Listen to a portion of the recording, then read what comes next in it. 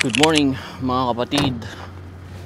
Nandito tayo ngayon sa Leduc, Alberta. Pinipick up natin yung load natin going to Evansdale, Indiana. So medyo madugo yung load natin dahil mahirap i-secure kasi iba-iba mga parts, mga parts. Ayan, so kanina pa ako si-secure mga kapatid, ito sa inyo. Ayan, makikita nyo yung nasa harapan, mga box lang ng crate, mga crates na magagaang ang laman, and then may mga gearings, mga loose parts yan, and then yan, may plastic crate, may crate din dun sa kabila, and then may wheel parts, brake parts, and then crates uli, and then may mga bilog-bilog na parts, kagaya nito at saka nito. Aakyat ako doon sa taas, papakita ko sa inyo, na magagamit mo lahat yung technique ng pagsisecure ng load para masecure mo tong load na to, Kailangan mong gamitan ng standard by the book na securement tsaka common sense yung pagsisecure nito, So dito ko sa inyo, makikita nyo itong pinakamabigat sa lahat. So ang ginawa ko, sinagad ko dun sa pinakaharap, flush, and then from the lightest to the heaviest dito siya sa likod, and ito may mga loose na mahirap ito.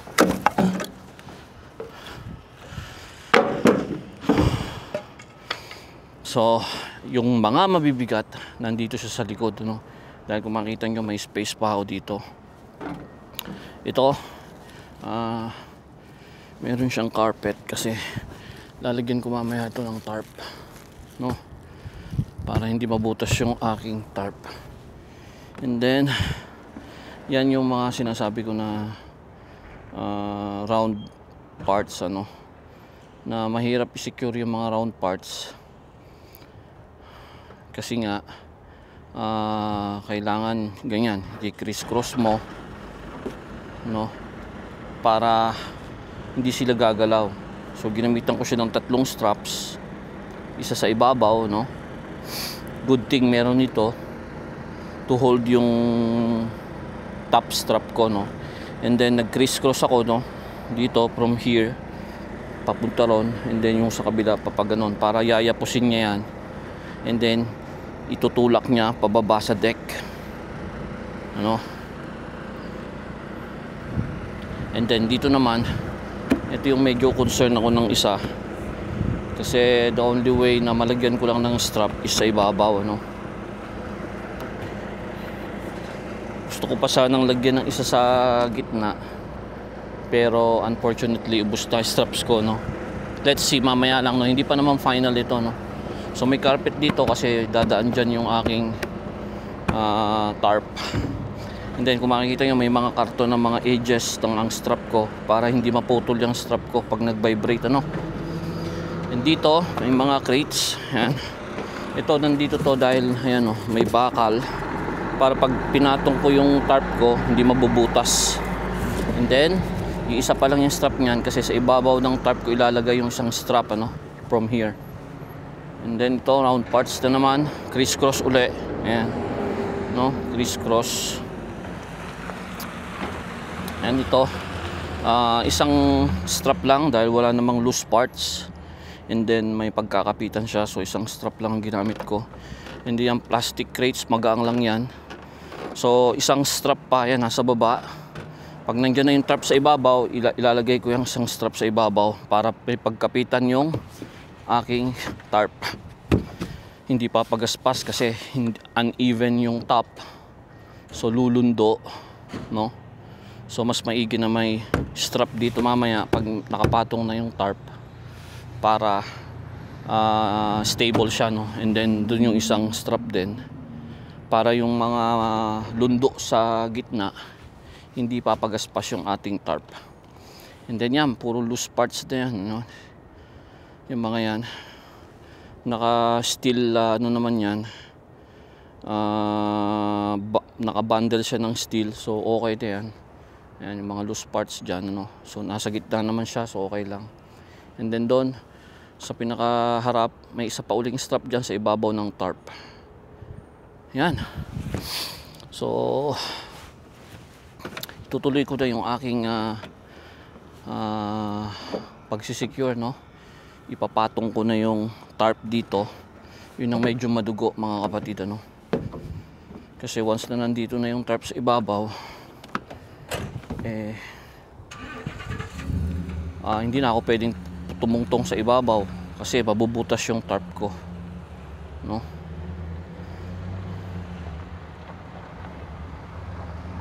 Yeah. And then meron pa tayo ditong carpet just in case meron pa akong kailangan lagyan, ano, para hindi mabubutas yung ating tarp, no. Mahal yung tarp mga kapatid. I think ito kailangan lagyan ko to. Ito. And then yung sa edge doon, yung corners na lang ilalagay ko. Tingnan. Pwede na yan. And dito sa dulo. Ayan.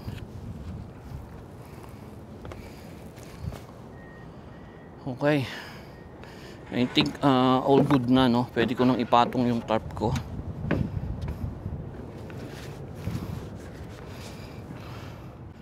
Pwede na nating ipatong ang tarp, I think, no.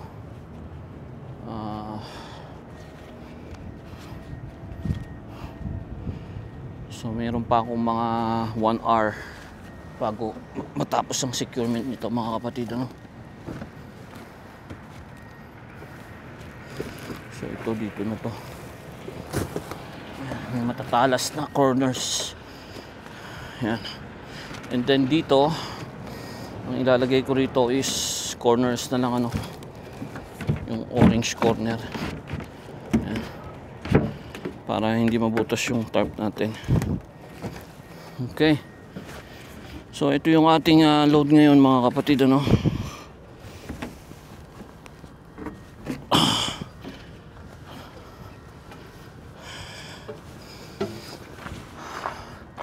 So ipapakita ko sa inyo yung finished product mamaya pag natarpan ko na, no. So yun yung tarp ko. Hindi ko alam kung kakasya ang dalawa. I'm not sure. But I think kakasya. So tapusin ko muna to, then babalik ako. Okay, mga brad, mga kapatid, tapos na tayo mag-tarp. Makikita nyo, yan ang kinalabasan niya, no. Isang oras mahigit din ako nag-tarp kasi kailangan lagyan ko yung mga matatalas na bagay ng suporta para hindi mabutas yung aking tarp, no. Kung makikita nyo, mga kapatid, ayan. So nilagyan ko ng dalawa, tatlong strap sa labas ng tarp para hindi siya gumagalaw-galaw pag mahanginan, and then ito hindi maghihiwalay. So for sure itong gitna gagalaw-galaw yan. Okay lang, no problem yan. Pwede natin lagyan ng bungee yan later on. Pero yan, tapos na tayo. Alas 12 na ng tanghali, ano. Nag-start tayong naloadan is 9, no. Natapos ako alas 12. So 3 oras akong nag-tarp, no. Para matapos ito is 3 hours, mga kapatid. Ganong katagal, ano. And habang nagtatagal yung pagtatarp mo, nagtatagal yung mga oras na wala kang bayad. Kasi sa akin, dahil revenue ko, wala akong bayad kapag naka-stop ako, no. Not until maka-deliver ako. So okay na ang load natin, mga kapatid. Dadaan lang tayo sa Flying J para maligo, para dire-diretso ng biyahe natin. So ang stop natin is sa Winnipeg, and then from there magre-reset tayo ng 36 hours bago tayo pumunta ng US kasi Monday pa delivery nito, and today is Wednesday pa lang. So darating tayo sa Winnipeg ng Thursday ng hapon. So Thursday, Friday, Saturday morning biyahe na tayo papuntang Evansdale, Indiana. Samahan nyo ako mga kapatid, samahan nyo kami ni Alex. Isang magandang araw. Ayan, nandito na tayo sa may Lloydminster mga kapatid. Mag-ano lang tayo, maglo-load check lang tayo, no? Kasi kailangan natin i-check tong load na to, lalo na yung tarp ko, no? Baka mamaya butas na pala, no? Kaya mas madalas yung paglo-load check ko. Tapos meron akong tatalian doon na na medyo pumapagaspas.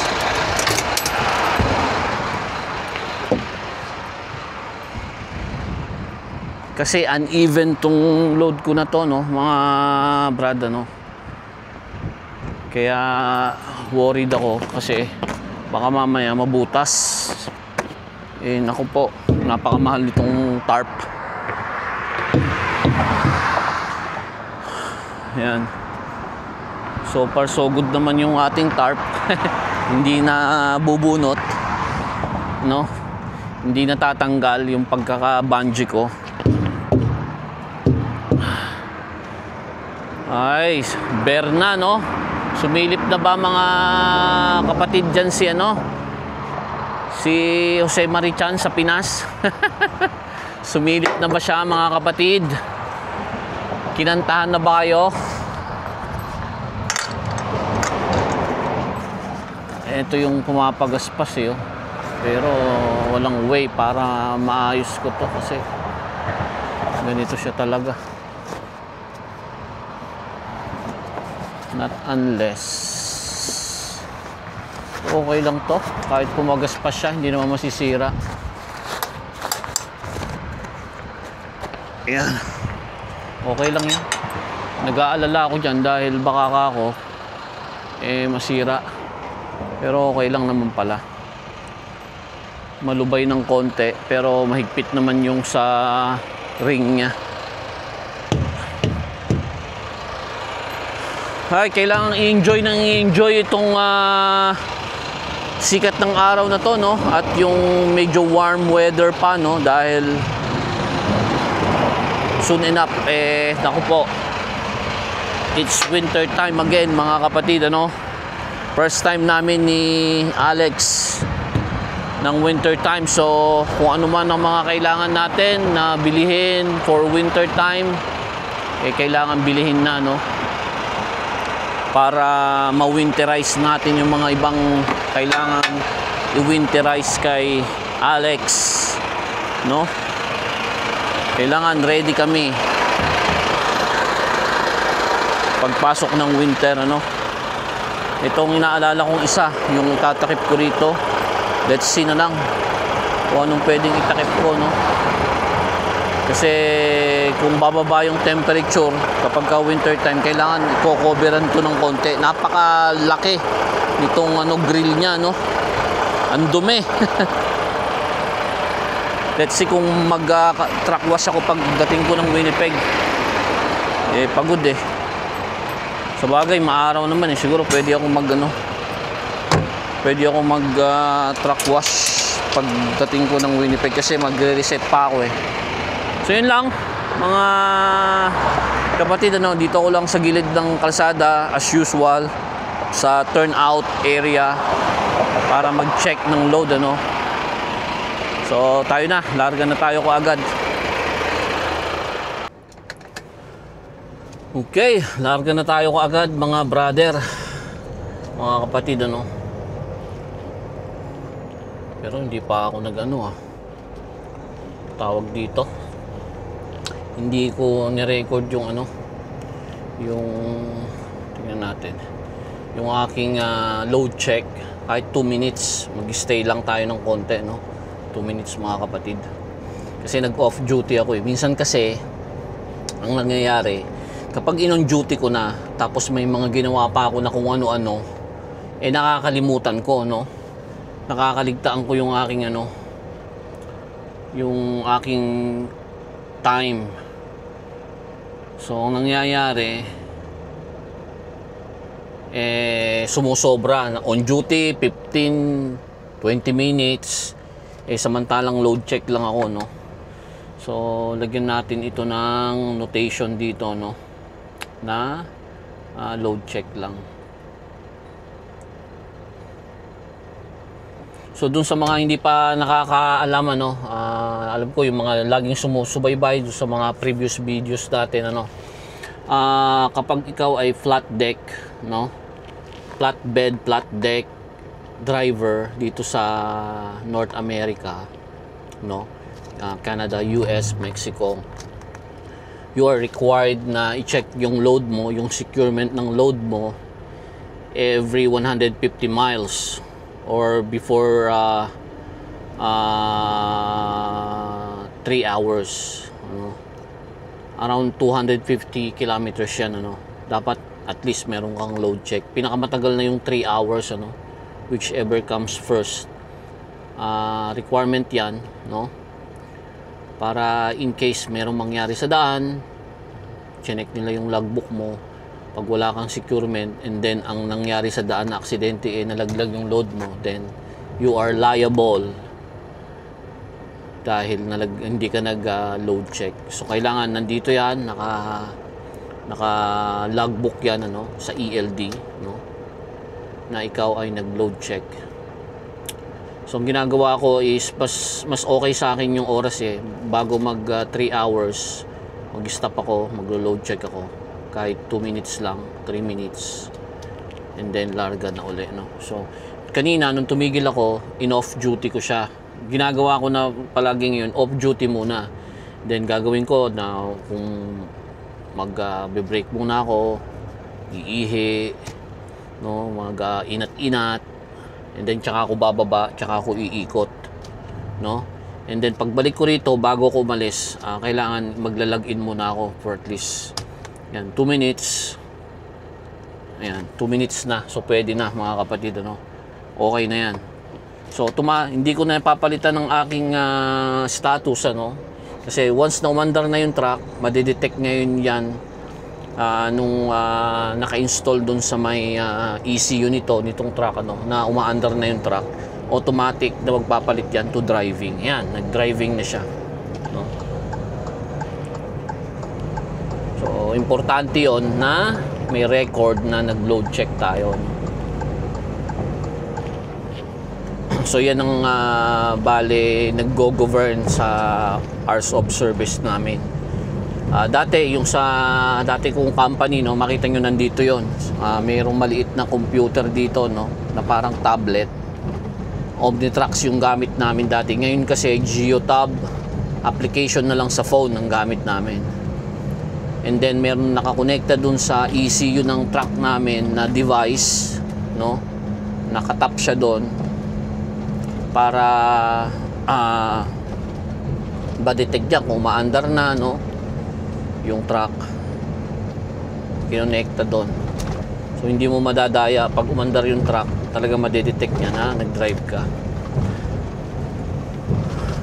So kita nyo, maaraw pa, mga kapatid, no, bare months na, nakakamiss ang Christmas celebration dyan sa atin sa Pilipinas. The longest celebration of Christmas dyan sa atin sa Pilipinas, dahil pagpasok ng bare months, makikita na natin sa bawat bahay, sa mall, sa kalsada, no, na mayroon ng mga dekorasyon na pang Christmas. Nakakamiss yan dito, bihira, no, hindi masyado sineselebrate dito ang Christmas. Mga Pilipino lang din ang nagse-celebrate ng Christmas dito and New Year, no. Bale pang-apat na Christmas ko na to, no, and New Year dito sa Canada. Hindi pa ako nakakabalik sa Pilipinas simula nung pumunta ako rito sa Canada. And nararamdaman pa namin ang actually fall na, no, September na, no, start na, early fall na dito sa Canada. And mga ilang linggo pa, 1, 2, pababa na ng pababa ang temperature, mga kapatid, ano. And then pagpasok ng October, nandyan na yung pagmadaling araw, magsi-single digit na, -1 na ganyan ang mangyayari. At karaniwan na yung single digit temperature pagpasok ng October. Late October, dyan na yung pamanaka-naka sa may mga area na magi-snow na, no. And yun ang pinakaayaw na naming mga truck driver, no, ang pagpasok ng winter time ulit dahil napakadelikado. Ito ang first time ko ng winter as an owner operator. Mas lalong mag-iingat ako dahil alam nyo naman, diba, lahat ng pwedeng mangyari kay Alex is cargo ko, no. Ako ang gagastos, ako maapektuhan, ako ang mahihirapan, ako magsasuffer kapag merong hindi magandang nangyari sa kalsada. Kaya I appreciate your prayers, mga kapatid, ano, mga brad. Hopefully sama nyo ako sa prayers nyo na lagi akong safe sa kalsada. Maraming salamat. I appreciate you all, mga kapatid. And yeah, hindi ako masyadong nakakapag-video. Paminsan-minsan nagbibideo. Nabibisi ako nagbabike, mga kapatid, ano. Ini-enjoy ko yung pagbabike. Nung bale 2 days na consecutive na nagbike ako, medyo masakit ang aking mga kasukasuan, ano. Ibang-iba na talaga pag tumatanda.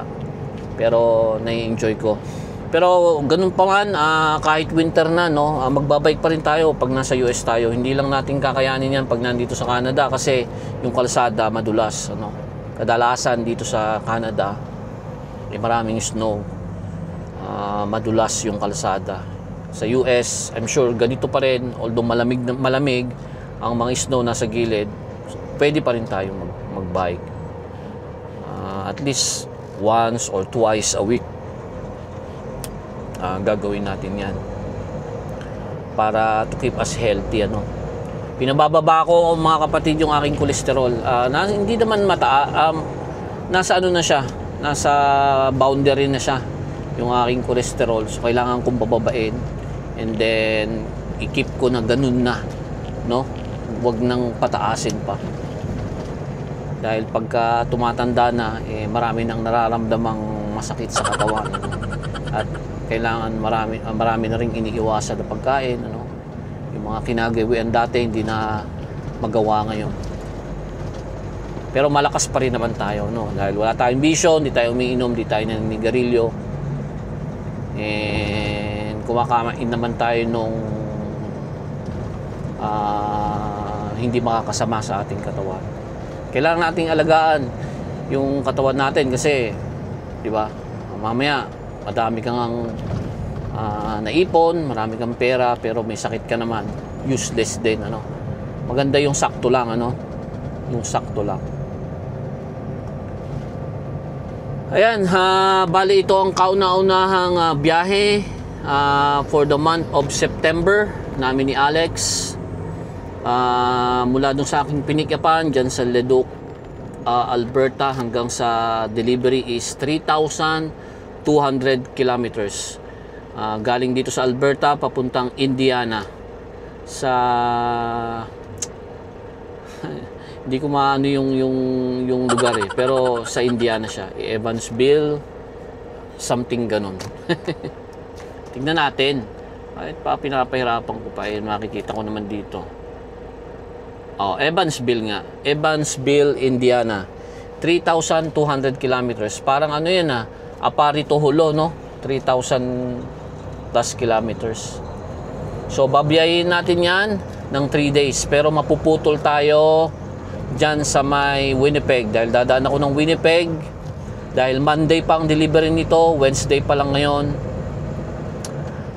Ayokong pumasok ng US, then dun pa ako re-reset. Dito na lang ako magre-reset sa loob ng Canada.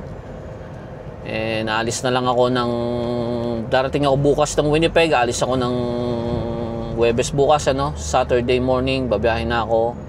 Marami akong time sa daan, ano, 2 days. Bali, ano na lang yun from Winnipeg to Indiana, do sa Evansville is isa't kalahating araw na driving na lang yun.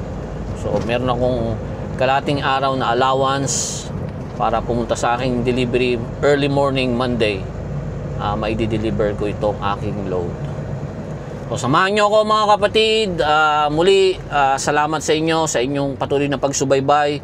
Ipagpaumanhin nyo kung hindi madalas ang aking pag-upload dahil nabibisi din ako at minsan, aminado ko, tinatamad mag-edit at mag-upload. Pero starting today, ayan, magbibideo na tayo ulit para meron akong mai-upload at mapanood nyo. Yun lamang muna mga kapatid. Kita-kita tayo mamaya sa aking stopover. Isang magandang hapon sa lahat.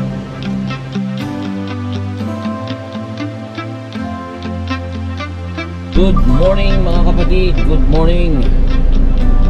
Isang napakagandang madaling araw sa ating lahat. Start na tayo mga kapatid, ano, ng biyahe natin para maaga tayong makarating sa Winnipeg. Para kung meron man tayong mga asikasuhin, magawa natin. Brake check tayo.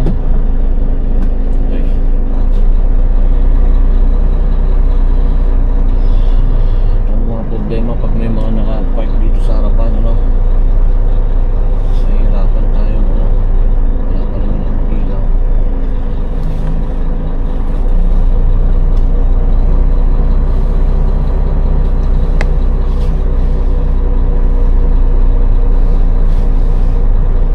Pasok na.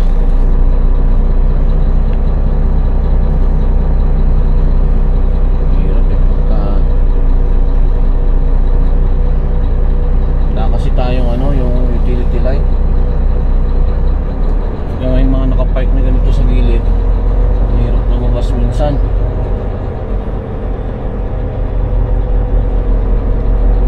Ano na yan,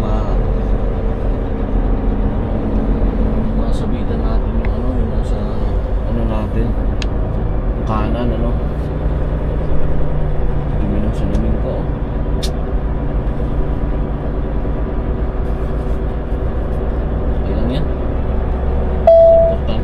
In 200 meters, turn right on Marquis Drive, then take the second left. So meron pa tayo natitirang ano, mga kapatid, ano, 836 kilometers. Mga 9. Turn right at the stop sign, then take the second left.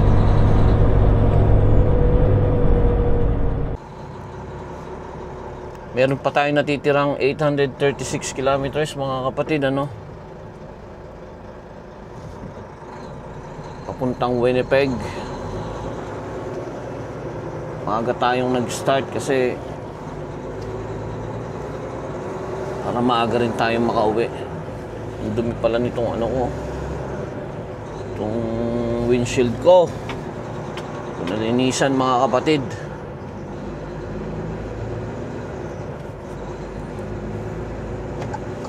Ay nako, lumalamig na ang ano, turn left at the traffic light. Ang temperature pag umaga mga kapatid, bali 12 degrees Celsius na. So papalamig na talaga, hindi na maawat ang paglamig ng panahon, ano.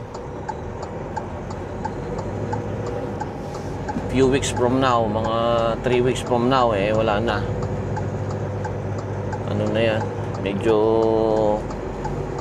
single digit na yan.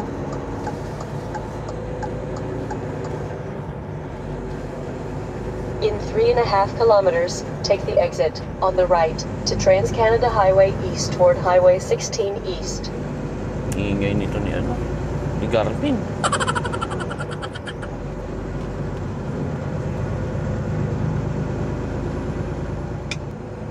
Mag-aasikaso tayo ng mga kailangang asikasuhin pagdating natin ng Winnipeg. And ano pa ba? Maglalaba tayo syempre kasi kailangan natin mag-reset. Kung hindi lang, kung ang delivery sana nito weekend, Saturday, ganyan, ididiretso ko na to kasi marami pa akong driving hours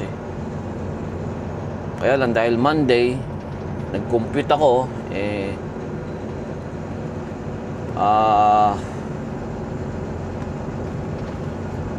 kaya ko mag-reset para buo pa yung oras ko pag biyahe ko papasok ng Amerika. Kaya magre-reset na lang ako.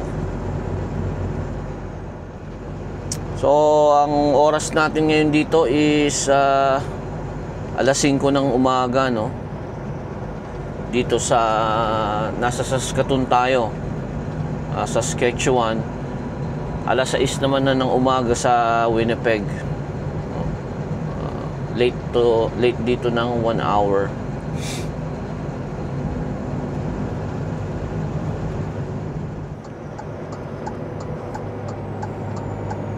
Isama ko ito, tsaka yung mamaya pagdating natin sa Winnipeg, para meron din kayong mapanood, mga kapatid, ano, para bukas pag paumain ninyo na hindi ako masyado nakakapag-upload kasi medyo nabibisi tayo, then may halong minsan tinatamad na mag-edit, no? And then mag-take ng videos. Turn left at the traffic light.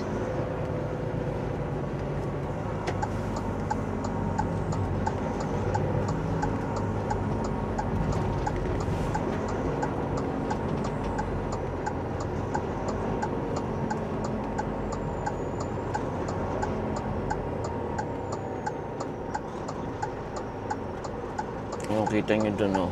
Saskatoon, sabi niya. Palagi nyo itong nakikita itong area na to sa mga videos ko, mga kapatid, ano, nagbibideo ako.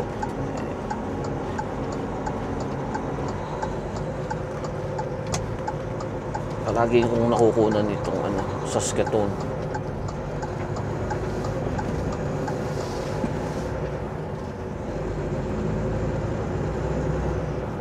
I think mas malaki ang Winnipeg ng konti compared dito sa Saskatoon.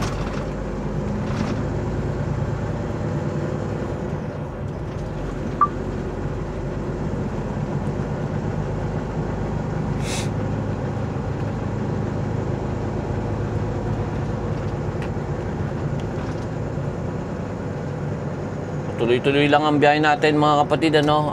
Mamayang hapon magkita-kita tayo sa yard sa Winnipeg para tapusin yung segment ng video na to para may upload ako. Samahan nyo ako, mga kapatid. Isang magandang umaga.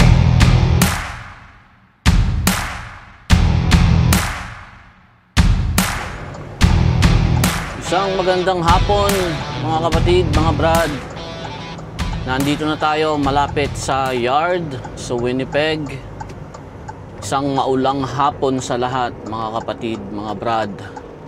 Nakauwi na rin tayo. Dumaan lang tayo sa Flying J, dyan sa may Headingley. Nag-shower tayo kasi hahabulin natin yung appointment natin sa dental natin, ano. So naligo na ako para kahit papano naman presentable tayo pag pumunta tayo sa clinic. Bali magre-reset tayo, mga kapatid, ano, dito sa Winnipeg dahil Friday pa lang ngayon. Monday pa ang delivery nito. Meron pa siyang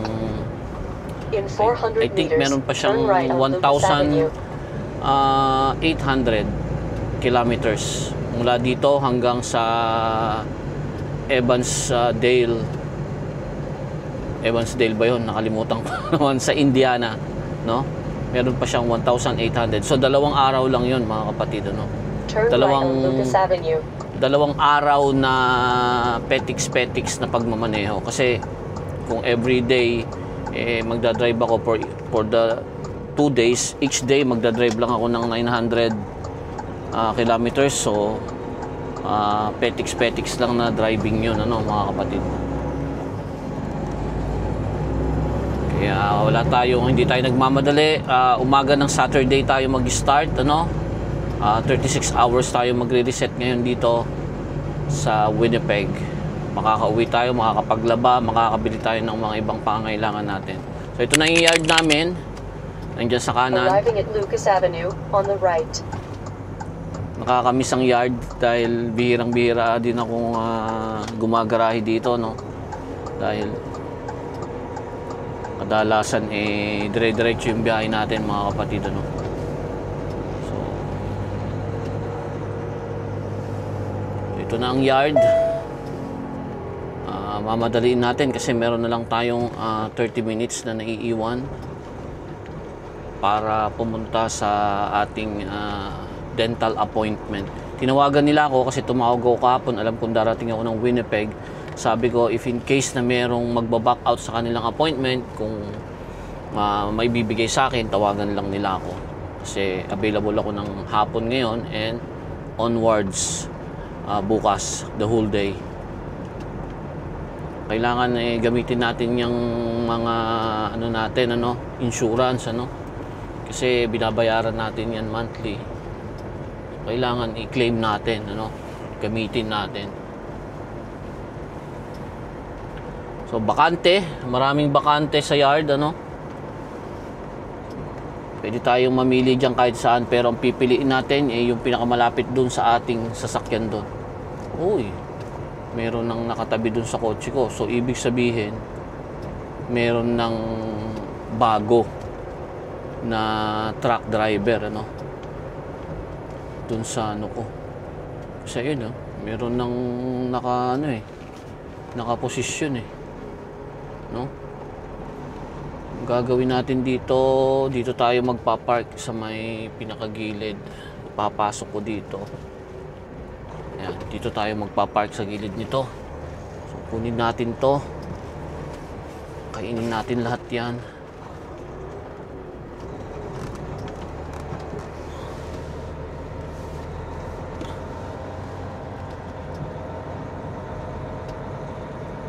Langanin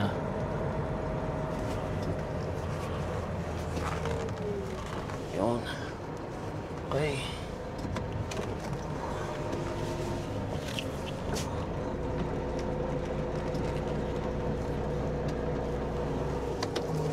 Banti muna tayong konti.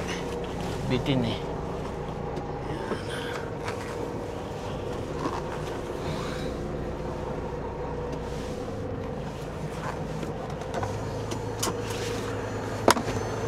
Yun, gusto na to.